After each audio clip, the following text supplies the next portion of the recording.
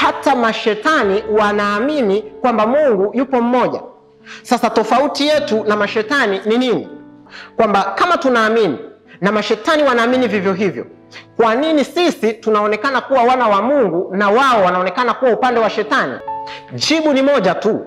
Tunachotofautiana kati ya sisi na mashetani ni matendo. Kwamba sisi tunaamini tunaye Mungu mmoja na tunatenda sawa sawa na mapenzi ya Mungu. Lakini mashetani wanaamini kwamba Mungu ni mmoja na ndiye muweza wa yote, lakini hawatendi sawa sawa na Mungu anavyotaka au alivyoelekeza katika neno lake.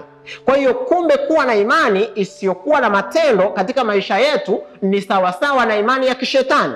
Kwa hiyo mtu yeyote anayeamini Mungu yupo lakini hafanyi sawasawa na Mungu anavyoelekeza, hafanyi sawasawa na neno linavyosema, huyo ana imani ya kishetani. Maana yeye na mashetani watakuwa wanaamini katika kitu kimoja, ambapo wanaamini Mungu yupo lakini wanafanya tofauti na Mungu anavyotaka. Wanaamini Mungu yupo